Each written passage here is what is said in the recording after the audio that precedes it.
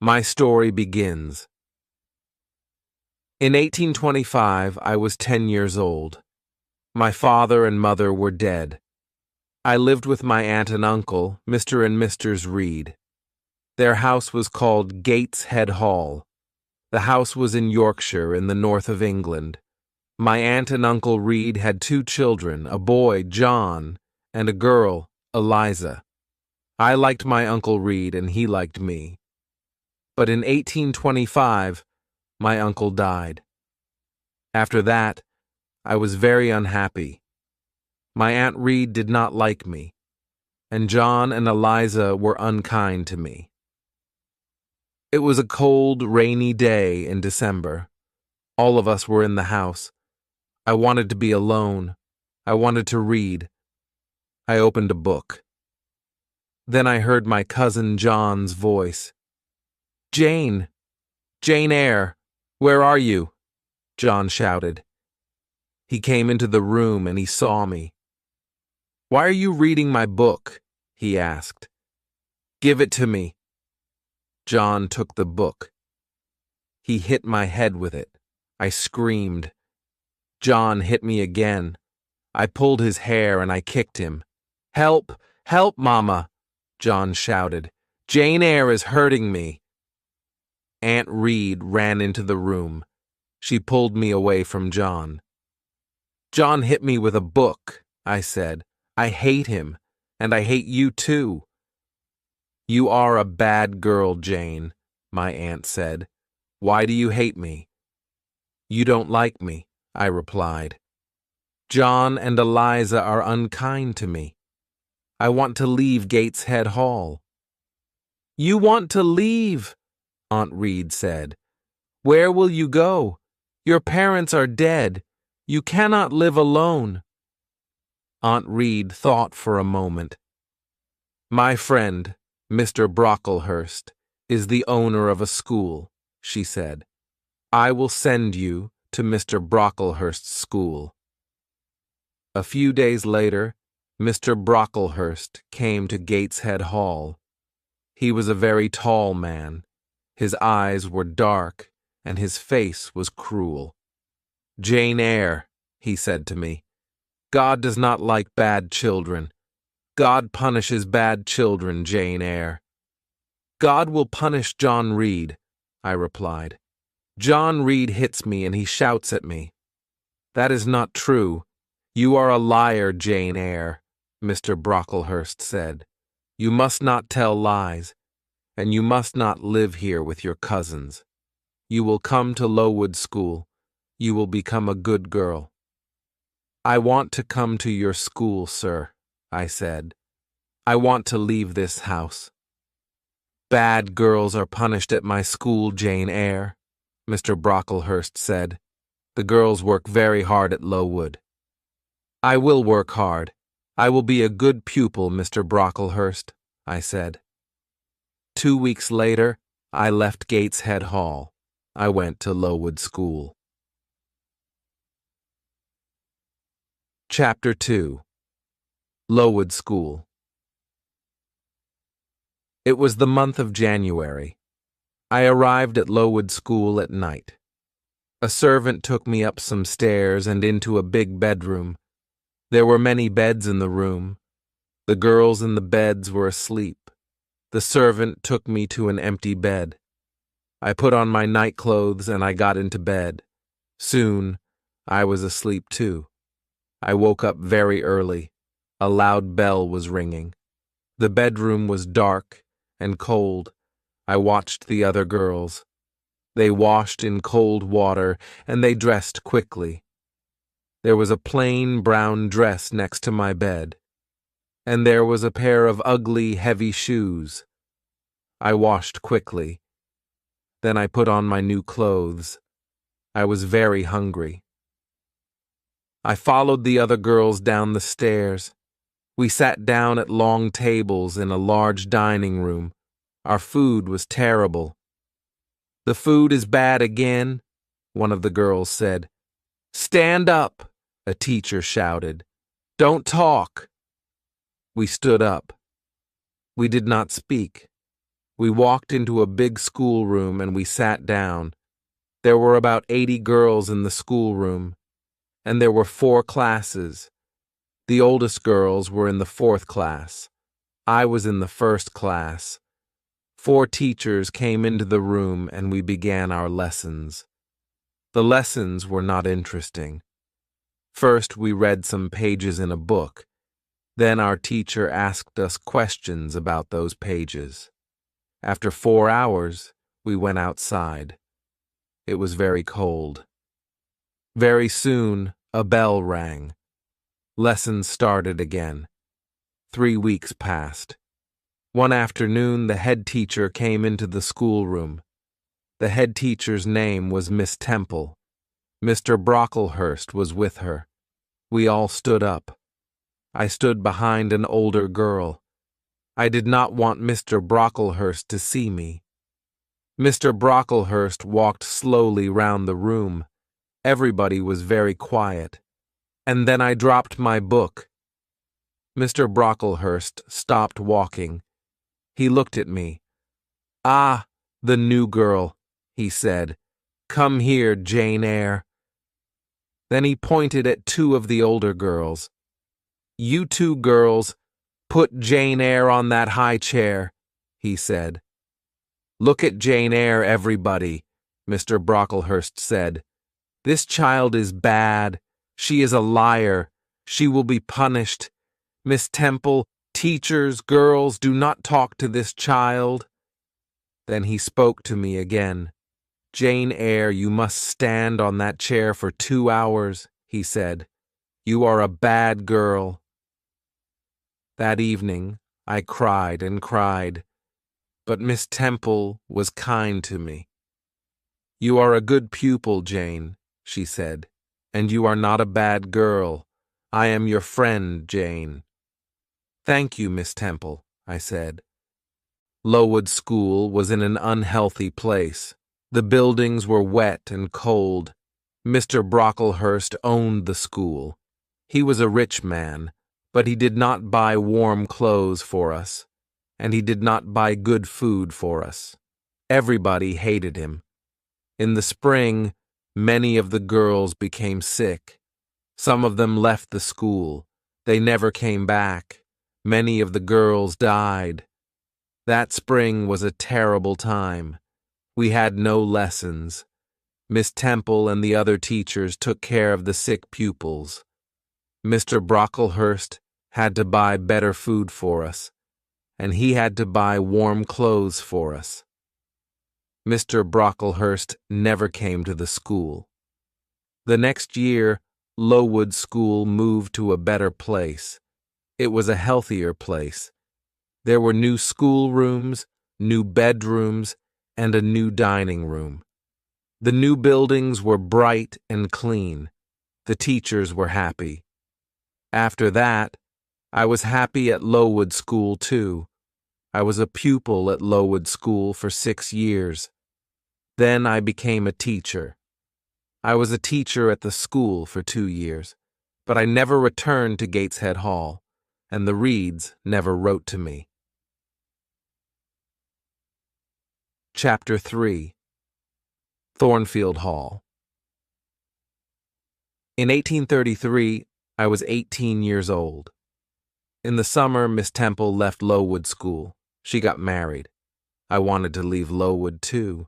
I wanted a new life. I will be a governess, I thought.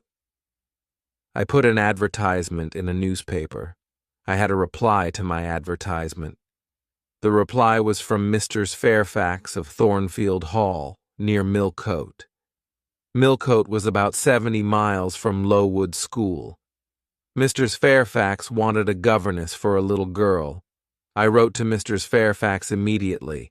I was going to be a governess at Thornfield Hall.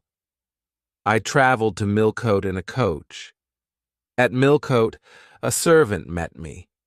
He took me to Thornfield Hall. At Thornfield Hall, another servant opened the door. She was smiling.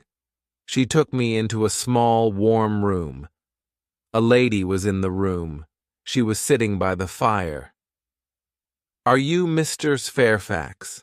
I asked her. Yes, my dear, she said. And you are Miss Eyre. Are you cold? Sit by the fire, Miss Eyre. A servant will bring you some food. Mr. Fairfax is very kind, I said to myself. I will be happy here. Will I see Miss Fairfax tonight? I asked. Mr. Fairfax looked at me. She smiled.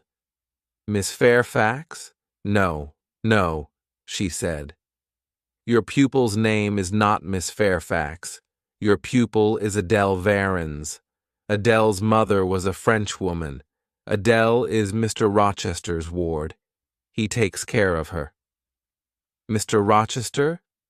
Who is Mr. Rochester? I asked.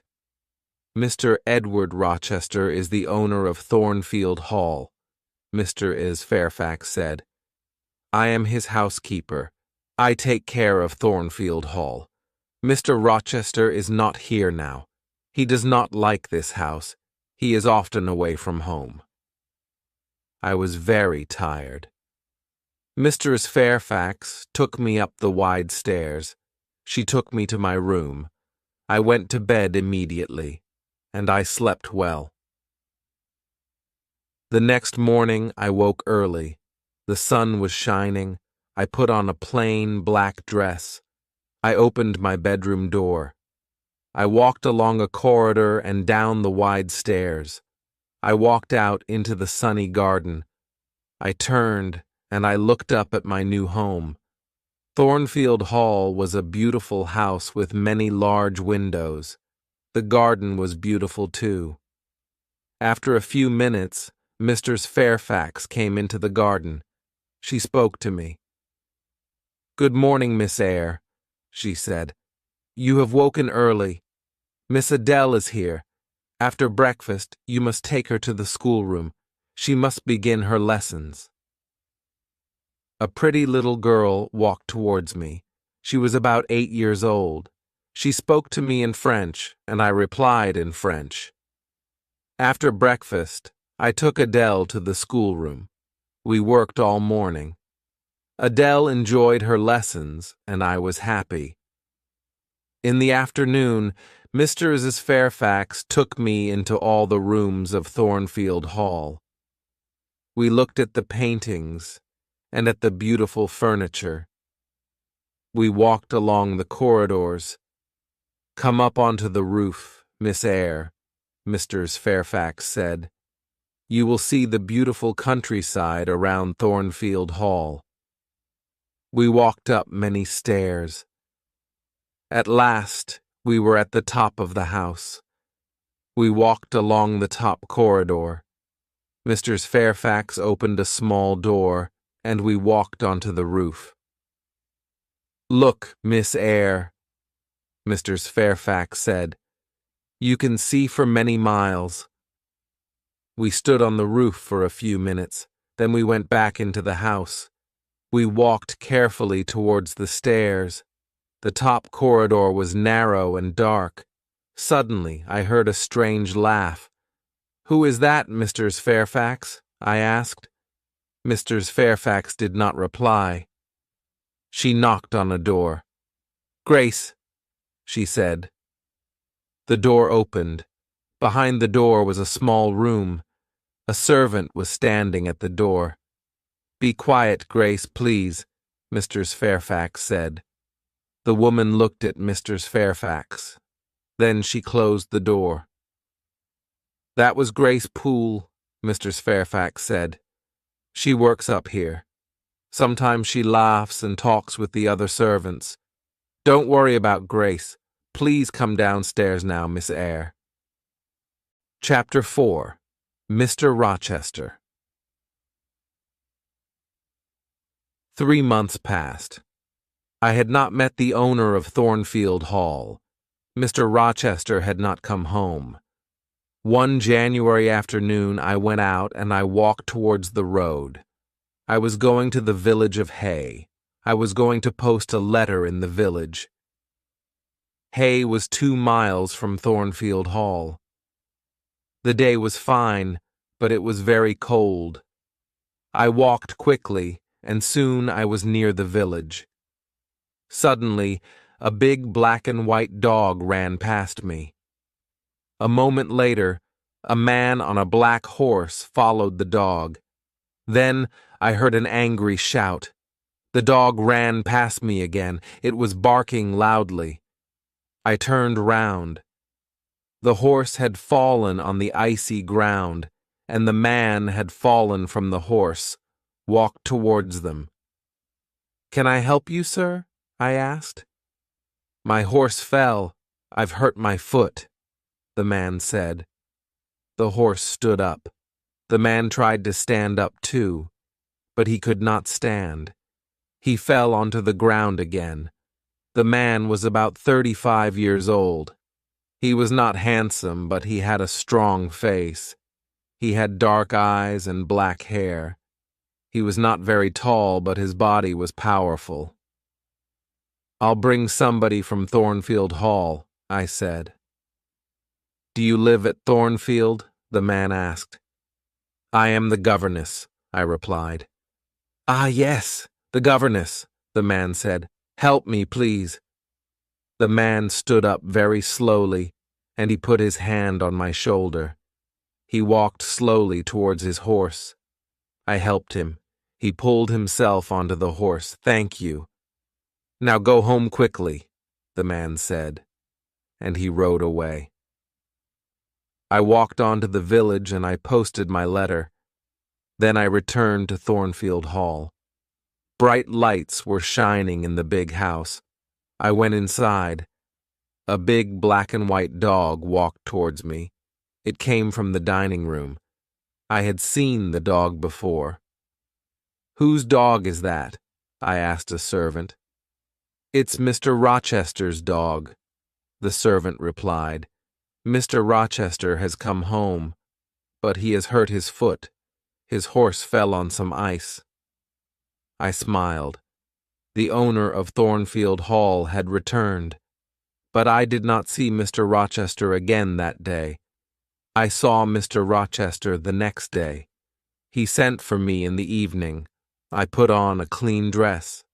I brushed my hair carefully. Mr. Rochester was in the large sitting room. He was sitting in a big chair. His right foot was on a small chair. Misters Fairfax and Adele were sitting with him. "Sit by the fire, Miss Eyre," he said. "Where have you come from?" "From Lowood School," I replied. "I was there for 8 years. 8 years, Mr. Rochester said. "That is a long time. Who are your parents?" "I have no parents, sir," I answered. "They are dead." "But where is your home, Miss Eyre?" Mr. Rochester asked. "I have no home, sir. I have no family," I said. "Why did you come to Thornfield Hall?" Mr. Rochester asked. "I wanted to leave Lowood, sir," I replied. "I put an advertisement in a newspaper.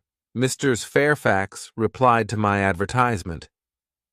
"Yes, I did," Misters Fairfax said. "Miss Eyre is a good teacher, Mr. Rochester." Mr. Rochester smiled for the first time. "You are very young, Miss Eyre," he said.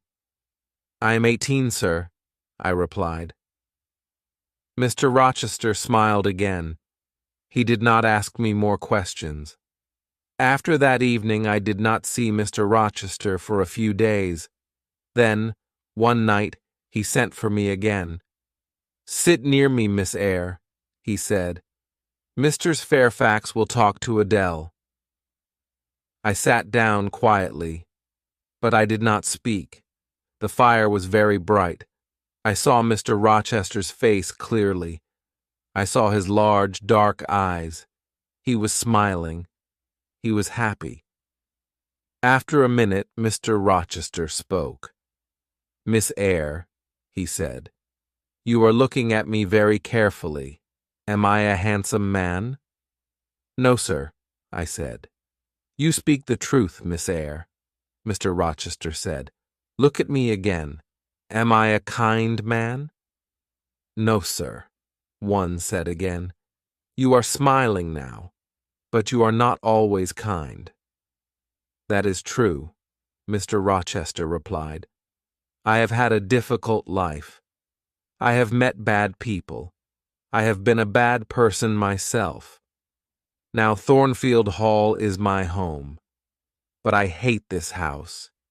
You are very young, Miss Eyre. You cannot understand me. You are right. I don't understand you, sir, I said. I stood up. Where are you going? Mr. Rochester asked. It is late. Adele must go to bed, I said. Are you frightened of me, Miss Eyre? Mr. Rochester asked. No, sir, I replied. But you say strange things, sir. Mr. Rochester smiled. Take Adele to her bedroom now, Miss Eyre, he said. We will talk again tomorrow. After that night, we talked together many times. Mr. Rochester was an interesting man, but he was a strange man, too. I often thought about him.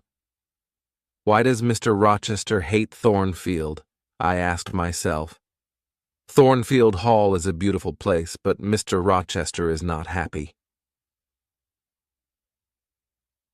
Chapter 5. Fire. It was March. One night I was in bed, but I was not asleep. The house was quiet. Suddenly I heard a sound in the corridor outside my room. Who's there? I said. Nobody answered. Then I heard a strange laugh. I got out of my bed and I went quietly to the door. I listened. I heard another sound. Somebody was walking up the stairs to the top corridor. Then I heard somebody close a door.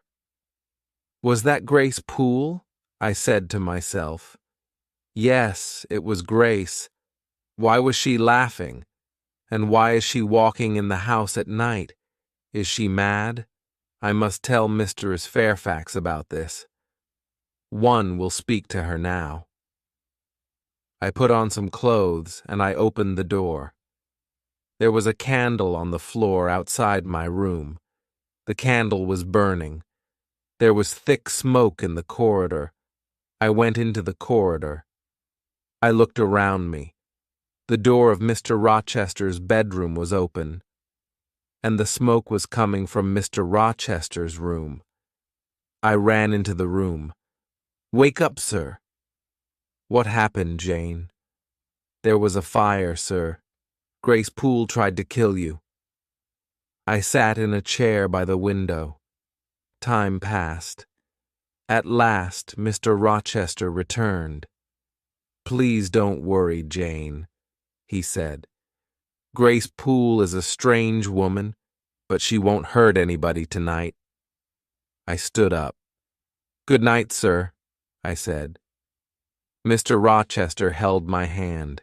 He looked at me, and he smiled.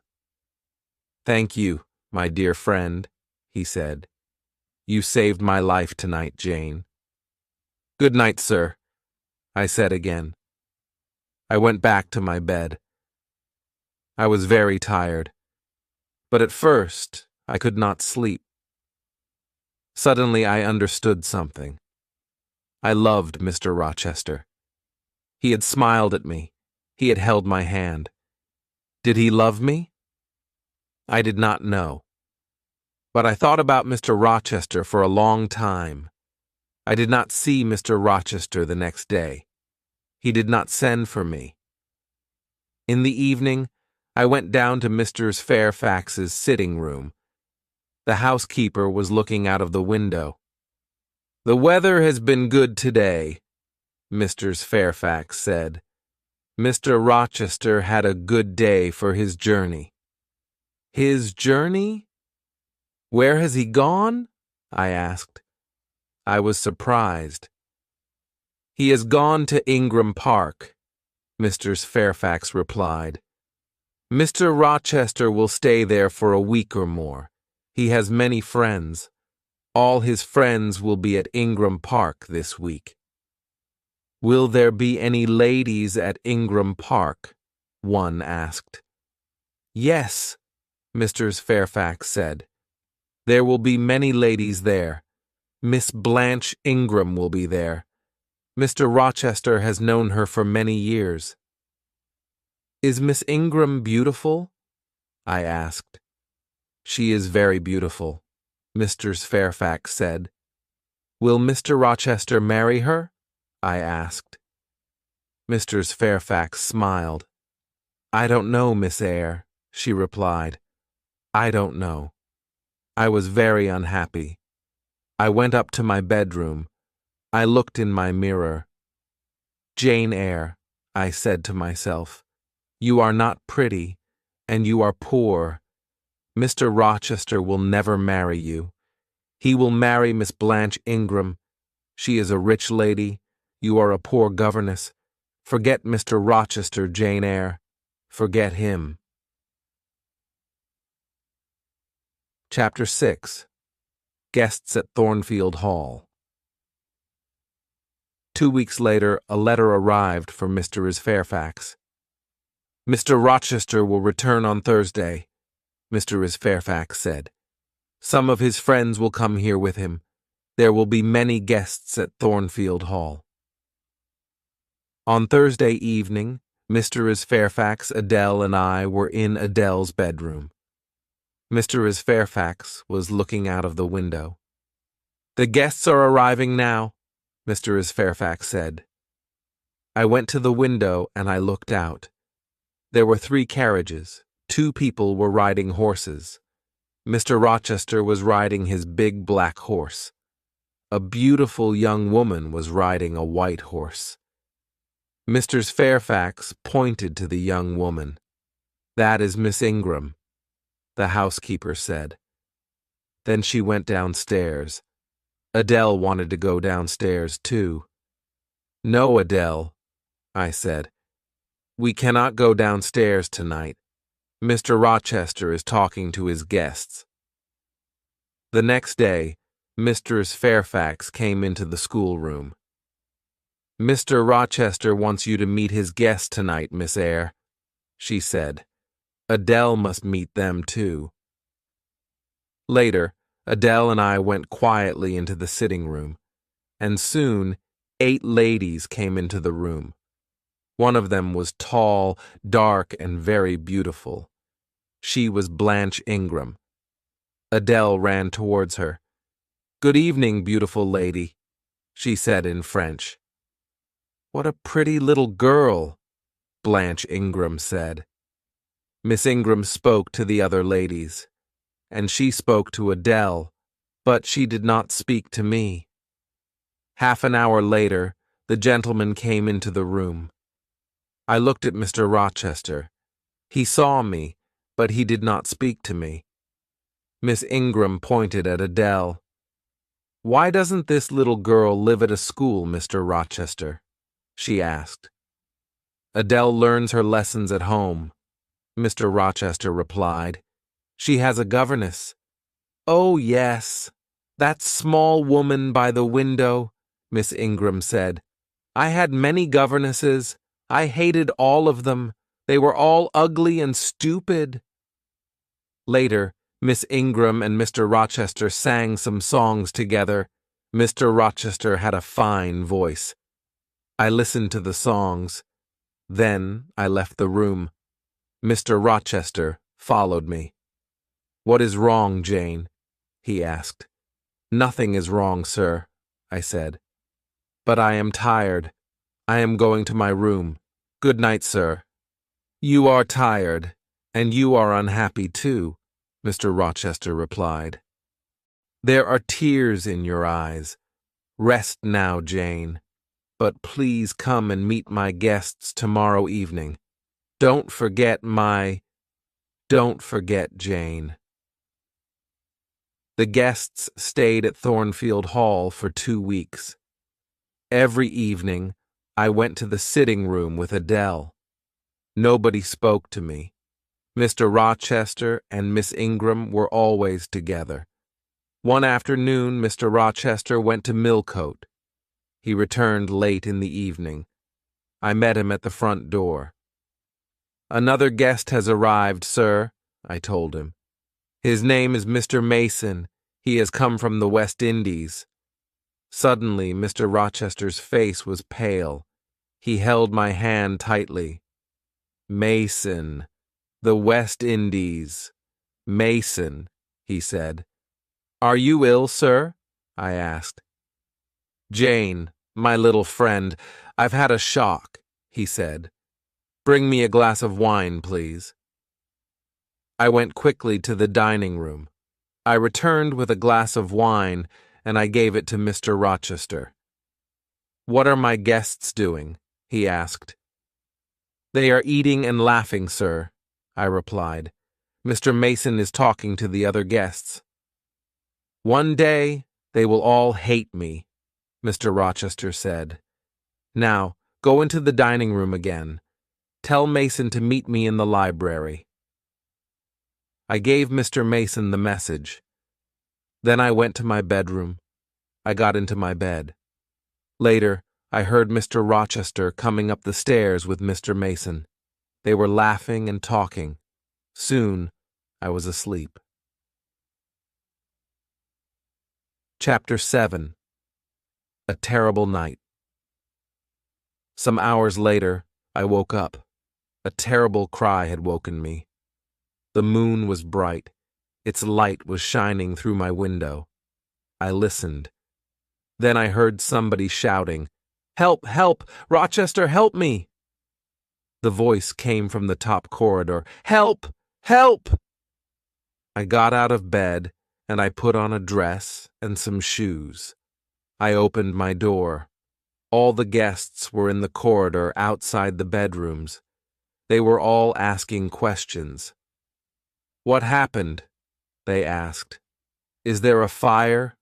Who is hurt? Where is Mr. Rochester?" "I am here," Mr. Rochester said. He was walking down the stairs from the top corridor. "What is wrong, Mr. Rochester?" Miss Ingram asked. "What has happened?" "Nothing is wrong," Mr. Rochester replied. "One of the servants has had a bad dream. Go back to bed." I went back to my room. But something was wrong. I did not get into my bed. I waited. Soon, somebody knocked on my door. I opened the door. Mr. Rochester was standing in the corridor. "Jane, follow me. Do not make a sound," Mr. Rochester said.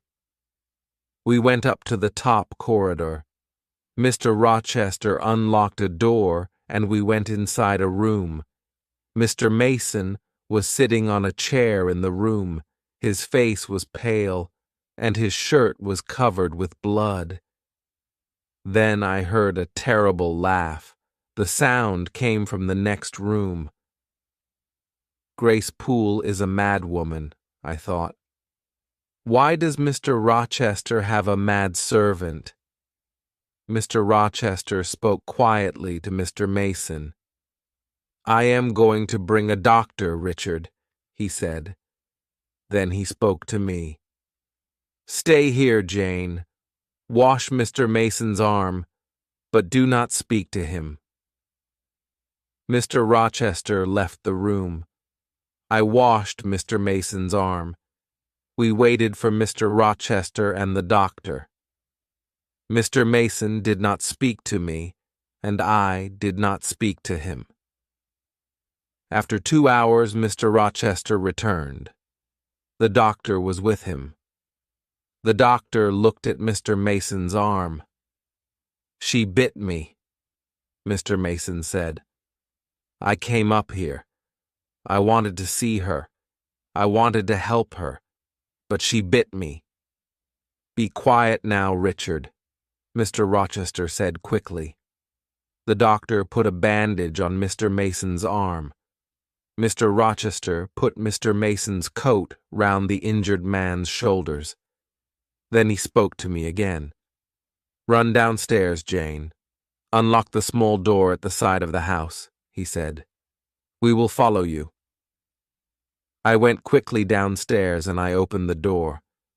Outside the door, a servant was waiting with a carriage. Mr. Mason and the doctor came out of the house.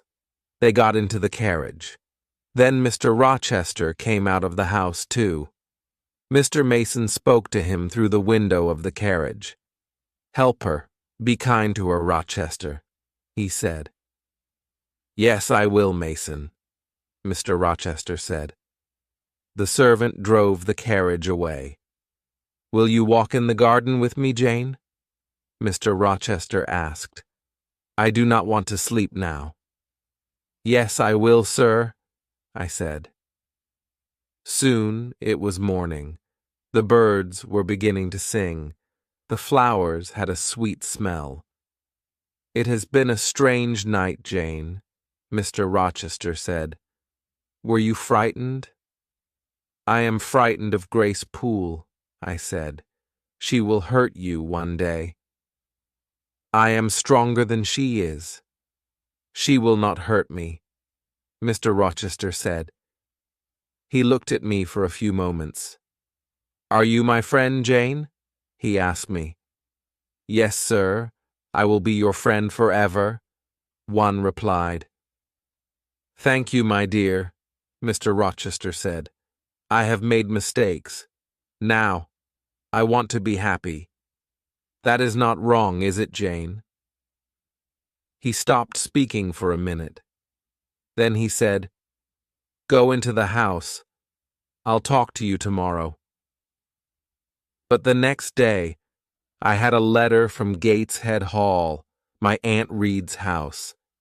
The letter was from my cousin Eliza. I started the journey to my Aunt Reed's house immediately. I arrived there the next day. My Aunt Reed was very, very ill. She could not move, and she did not speak to me. I wanted to return to Thornfield Hall. I wanted to see Mr. Rochester. But Eliza wanted me to stay at Gateshead Hall. After 3 weeks, my aunt spoke to me at last. She spoke very slowly. Are you Jane Eyre? She asked. Yes, Aunt Reed. I am Jane Eyre, I replied. There is a letter for you, Aunt Reed said. It is in my desk. Call Eliza, please. She will get the letter. Eliza came into the room. She opened the desk, and she gave me a letter. Read the letter, Jane, my aunt said. The letter had come from Madeira, but it was 3 years old. I answered that letter, Aunt Reed said. I hated you, Jane. I did not want you to have your uncle's money. I wrote to John Eyre. I wrote, Jane Eyre is dead. She died at Lowood School. I am sorry, Jane, I was wrong. Mr. Reed died that night. I left Gateshead Hall a few days later. I took my uncle's letter with me. Mr. Rochester met me at Thornfield Hall. Welcome back to my house, he said. This is your home, Jane. Thank you, sir, I said. I am very happy here. Mr. Rochester's guests had left. No other visitors came to Thornfield Hall. Every day Mr. Rochester and I talked together, and every day I loved him more. Chapter 8. In the Garden. In June the weather was hot. One evening I walked into the garden. Mr. Rochester was there too. Do you like this house, Jane? He asked. Yes, sir, I replied. Soon Adele will go to live at a school, Jane, he said. Then I will not want a governess here. Will you be sad then, Jane? Will you leave Thornfield Hall? Leave? I said quickly. Must I leave Thornfield? My dear. Mr. Rochester stopped. He was silent for a moment. Then he said, I am going to be married soon. Oh, sir, I said. Then I must go far away from Thornfield, far away from you, sir. I started to cry. I will always remember you, Jane, Mr. Rochester said. Will you forget me? No, sir, I replied. I will never forget you. I don't want to leave Thornfield, sir. Don't want to leave you. Don't leave, Jane, Mr. Rochester said. Stay here. He smiled at me. I must not stay here, sir, I said. You are going to marry Miss Ingram. I am poor. I do not have a pretty face, but I have a heart. It is a loving heart, sir. Jane, I am not going to marry Miss Ingram, Mr. Rochester said. She is rich. She is beautiful. You are poor. You are not beautiful. But I want to marry you. Will you marry me, Jane? For a moment I could not speak. At last I asked, Do you love me, sir? I do, he replied. Then, sir, I will marry you, I said, and Mr. Rochester kissed me. My dearest Jane, he said, nothing can stop our marriage now. We will be married in a month, Jane. We kissed again. Then I said good night, and I went into the house. I went upstairs to my room. Later, I remembered my Uncle John Eyre's letter. I will write to him in Madeira, I said to myself. I will tell him about my marriage to Mr. Rochester. I am very happy. My uncle will be happy too. 4 weeks passed. Mr. Rochester was going to buy me many beautiful things. He was going to give me many presents, but I did not want these things. No, Edward, I said. I am not beautiful. I don't want beautiful things. I want you, Edward. It was the month of July. 2 days before our wedding day, Mr. Rochester went away. I will return tomorrow, he said. I love you, Jane. That night, I went to my bedroom early. My wedding dress and my wedding veil were in my room. I looked at them. In 2 days, I will be Jane Rochester, I said to myself. Then I went to bed. But I did not sleep well. The next day, Mr. Rochester returned. He looked at me carefully. What is wrong, Jane? He asked. Your face is pale. Are you frightened? I had a very strange dream last night, I said. It was a dream about this house, but in my dream, Thornfield Hall had no roof. The walls were burnt. They were black. In my dream, I tried to find you, but you were not in the house. Are you afraid of a dream, Jane? Mr. Rochester asked. No, Edward, I replied, but I woke up from my dream. There was a woman in my room. She was tall and heavy. She had long black hair. The woman was holding a candle, I said. She put the candle by my mirror. She put my wedding veil over her head and she looked in the mirror. Then I saw her face.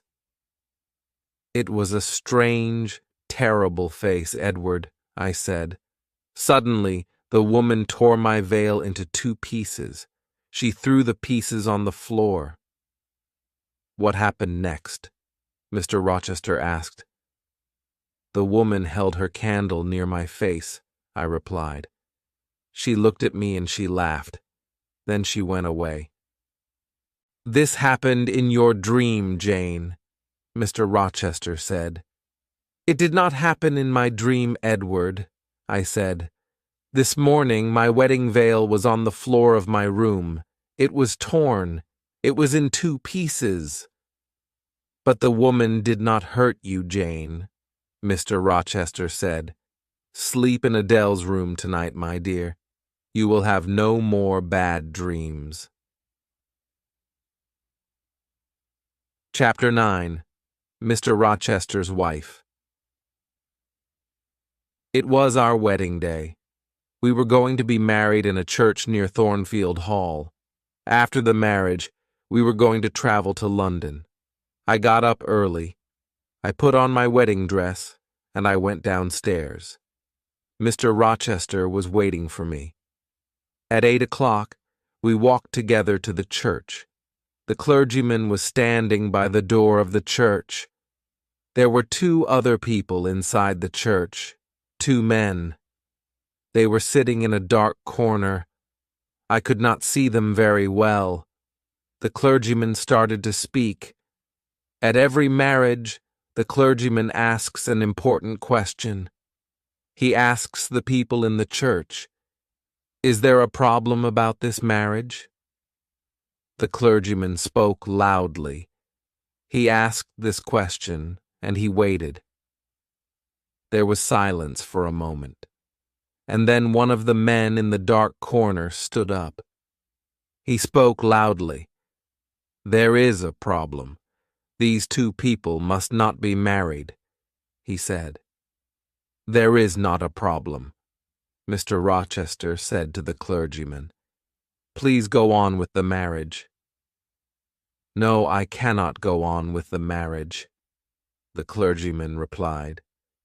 He spoke to the man in the corner.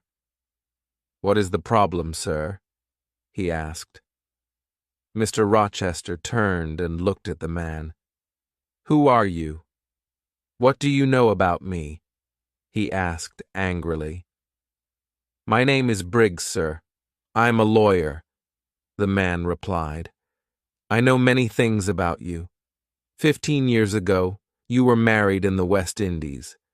Your wife's name is Bertha Mason. She is alive. She lives at Thornfield Hall." "How do you know that?" Mr. Rochester shouted. The other man in the dark corner stood up. He walked towards us. It was Richard Mason. "Bertha Mason is my sister," he said. "I saw her at Thornfield Hall in April." Mr. Rochester's face was pale. For a minute he was silent. Then he spoke quietly. "It is true," he said. "My wife is living at Thornfield Hall. She is mad. Come to the house, all of you. Come and see Mr. Rochester. Come and see the mad woman." We all left the church. Nobody spoke. At Thornfield, Mrs. Fairfax and Adele were waiting for us. They were smiling happily. "Nobody will be happy today," Mr. Rochester said.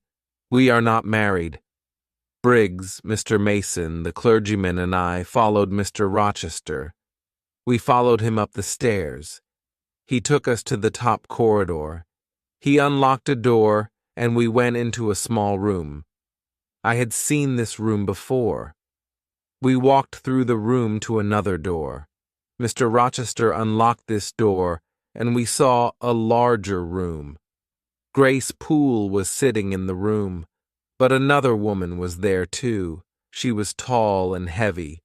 Her dark hair was in front of her face. The woman turned and looked at us. I knew that terrible, mad face. I had seen it in my bedroom 2 nights before. The mad woman saw Mr. Rochester. She screamed and she ran towards him. "Be careful, sir," Grace Poole said. The mad woman was very strong. She screamed and she hit Mr. Rochester, but Mr. Rochester held her arms. "This woman is my wife," Mr. Rochester said angrily. "I wanted to forget about her. I wanted to marry this young girl, Jane Eyre. Was I wrong?" He was silent for a few moments. Then he spoke quietly. "Yes, I was wrong," he said. "I love Jane Eyre, but I was wrong. Now go, all of you. I must take care of my mad wife." I went slowly downstairs. Mr. Briggs, the lawyer, spoke to me. "I am sorry for you, Miss Eyre," he said. "You did nothing wrong. Your uncle, John Eyre, is sorry for you too. He read your letter, and then he met Richard Mason in Madeira. Your uncle is dying, Miss Eyre. He could not come to England. He sent me here. He wanted me to stop this marriage. I did not answer. I went to my room and I locked the door. I took off my wedding dress. I put on a plain black dress. I lay down on my bed. I am Jane Eyre today, I thought. I will be Jane Eyre tomorrow. I will never be Jane Rochester. I must leave Thornfield Hall. I must never see Mr. Rochester again. My life here is finished. Many hours later, I got off the bed. I unlocked my door. Mr. Rochester was waiting outside my room. You are unhappy, Jane, he said. I am very, very sorry. Jane, we will leave Thornfield. We will go to another country. We will be happy again. I cannot be your wife. I cannot live with you, I said. I must leave you, Edward. Listen, Jane, Mr. Rochester said. My father wanted me to marry Bertha Mason. Her family was very rich. I married her. My father was happy, but I was not happy. Bertha was mad, and she was a bad woman. Nobody told me about her. She was married to me, but she met other men. She was drunk every day. She tried to kill me many times. After 4 years, I brought Bertha here to Thornfield Hall, Mr. Rochester said. Then went away. Grace Poole took care of Bertha. I met other women. One of them was a French singer. She was Adele's mother. Adele is my daughter, Jane. But I did not love the French singer. I did not love anybody. I came home to Thornfield Hall. Then you came here and I loved you. I will always love you. Please stay with me, Jane. No, Edward, I said. I am going away. We will be unhappy, but we must not be together. Goodbye, Edward. Oh, Jane, Jane, my love, Mr. Rochester said. Don't leave me. I kissed Mr. Rochester. God will help you, Edward, I said. Quickly, I went into my room. I put some clothes into a bag. Later, I heard Mr. Rochester go into his room. Very quietly, I went downstairs. I opened the small door at the side of the house. I left Thornfield Hall and one walked to the road. It was dark. Soon, a coach came along the road. I gave all my money to the driver of the coach. I got into the coach. Many hours later, the coach stopped. It was 10 o'clock in the morning. You must give me more money now, the driver said. I have no more money, I said. You have no more money? Then you must get out of the coach, the driver said. I got down onto the road. The coach moved away quickly, but I had left my bag in the coach. I looked around me. I was on a cold, empty moor. I was tired and hungry. I walked and walked. I had no money. I had no food. I walked until the evening came. At last, I lay down on the ground. I fell asleep immediately. Chapter 10. Moorhouse. The next morning I woke late. I walked along the road for many miles. It started to rain. Soon my clothes were wet. I saw no one. I walked on the moor all day. In the evening I was very tired again. I must sleep soon, I thought. Where shall I sleep? Then I saw a light. I walked slowly towards it. The rain was falling heavily, but I saw a house near the road. I walked up to the house. I knocked on the door. I waited, but nobody opened the door. I stood outside the house. I was very cold and very tired. I could not move. I am going to die here, I said. Then I heard a young man's voice. The man was standing behind me. No, you will not die at Moore House, the man said. Then he unlocked the door of the house. He took me into the house. He took me into a warm sitting room. Please sit down, he said. Two pretty young women came into the room. Give this poor woman some food, Diana, the young man said. Give her some dry clothes, Mary. Then he spoke to me again. My name is St. John Rivers, he said. These are my sisters, Diana and Mary. What is your name, young woman? My name is Jane Elliot, I said. I closed my eyes. Jane is very tired, Diana said. She must go to bed now. I stayed in bed at Moore House for 3 days. Diana and Mary Rivers were governesses. They were staying at Moore House for a few days. St. John, their brother, was a clergyman. They were very kind to me. Soon, we were good friends. One day, St. John asked me about my life. I was a governess too, I told him. And I told him about Lowood School. But I did not tell him about Thornfield Hall. I did not tell him about Mr. Rochester. I want to work, St. John, I said. Will you help me? I have a plan, St. John said. A few miles from here, there is a village. Many of the girls in the village cannot read or write.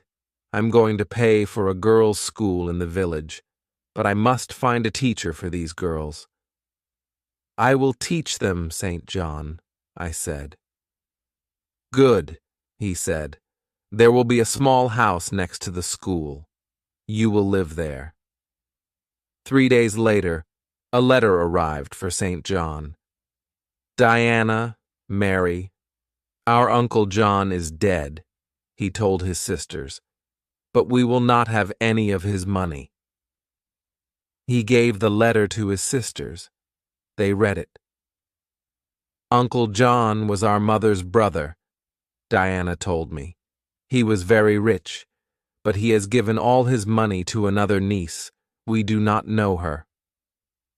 Soon I went to live in the village. I lived in the house next to the school. Every day I taught the girls. My pupils worked hard, but I was not happy. Every day I thought about Edward Rochester. Does he think about me? I asked myself. 4 months passed. One day, St. John Rivers came to my house. He was holding a letter. He was worried. What is wrong? I asked. I want to ask you 3 questions, Jane, he replied. Is your name Jane Elliot? Do you have another name? Do you know Jane Eyre? I looked at him for a moment. I did not speak. I have some news for Jane Eyre, St. John said. Jane Eyre was a pupil at Lowood School, and she was a teacher there. Then she was a governess at Thornfield Hall, the home of Mr. Edward Rochester. How do you know this? I asked. What do you know about Mr. Rochester? How is he? I don't know, St. John said. This letter is from a lawyer. The lawyer tells a story about Mr. Rochester. Mr. Rochester had a mad wife, but he tried to marry Jane Eyre. She left Thornfield. Now this lawyer, Mr. Briggs, is trying to find her. I will tell you the truth, St. John, I said. My name is not Jane Elliot. My name is Jane Eyre, and I was a governess at Thornfield Hall. I know Mr. Rochester. Did Mr. Briggs write anything about Mr. Rochester? No, the letter is about you, Jane, St. John said. Your uncle, John Eyre, is dead. John Eyre has given you £20,000. You are rich, Jane. But why did Mr. Briggs write to you? I asked. My mother's name was Eyre, St. John said. She was your father's sister, Jane. Then you, Diana, and Mary are my cousins, I said. I thought carefully for a moment. Write to Diana and Mary, I said. They must come home. I will give all of you some of Uncle John's money. The next day I wrote to Mr. Briggs. I gave St. John, Diana, and Mary £5,000 each. I wrote to Mrs. Fairfax, too, but she did not reply. 6 months passed. I heard nothing from Thornfield Hall. I heard nothing about Mr. Rochester. Then, one day, I was walking on the moor. Suddenly I heard a voice. There was nobody on the moor, but the voice was calling my name. Jane, Jane, Jane. That is Mr. Rochester's voice, I said to myself. Then I shouted, I am coming, Edward, I am coming. I ran to Moor House. I spoke to my cousins. I am going to Thornfield Hall tomorrow, I told them. I began my journey the next day. Chapter 11. My story ends. 2 days later, I got out of a coach. I was standing on the road near Thornfield Hall. I ran across the fields. Was Mr. Rochester at Thornfield? Was he ill? And then I saw the house. The house had no roof. Its walls were burnt and black. Nobody was living there. I looked at the burnt black house. I had seen this before. I had seen it in a dream. I was frightened. Where was Edward Rochester? I went to the village of Hay. I asked about Thornfield Hall. I asked about Mr. Rochester. 3 months ago there was a fire at Thornfield Hall, a man told me. The mad woman burnt the house. She was Mr. Rochester's wife. Was Mr. Rochester in the house? I asked. Yes, he was there, the man replied. He tried to save his wife's life. He went into the burning house. But the mad woman jumped from the roof. She died. Was Mr. Rochester hurt? I asked quickly. Yes, he was badly hurt, the man said. He is blind, he can't see, and he has only one hand. Where is he? One asked. Where is he? He is living at Ferndean. It is an old house, about 30 miles away, the man said. Do you have a carriage? I asked. I must go to Ferndean immediately. I got out of the carriage near Ferndean. I walked to the house. I knocked on the door. A servant opened it. I knew her. Oh, Miss Eyre, you have come, she said. Mr. Rochester has been calling your name. A bell rang in another room. That is Mr. Rochester's bell, the woman said. He wants some candles. There were 2 candles on a table near the door. The woman lit them, and she picked them up.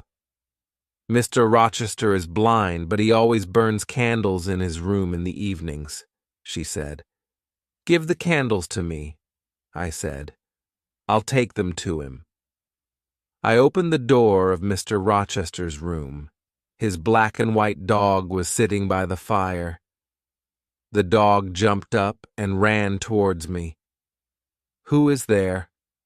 Mr. Rochester said. Don't you know me, Edward? I asked. Your dog knows me. I put the candles on a table. I held Mr. Rochester's hand. I know that voice, and I know this little hand, Mr. Rochester said. Is that you, Jane? Yes, sir, I have found you at last, I said. I will never leave you again. Then I told Mr. Rochester my story. "Why did you leave your cousins, Jane?" Mr. Rochester asked. "Why did you come back to me? I am blind. I have only one hand." "I will take care of you, Edward," I said. "But I don't want a servant," Mr. Rochester replied. "I want a wife." "You will have a wife, Edward," I said. "I will be your wife. I will marry you. I loved you very much at Thornfield Hall. Now I love you more." Mr. Rochester and I got married. After a time, his eyes were better. He could see a little. He saw the face of our first child. My dear Edward and I are very happy. The end.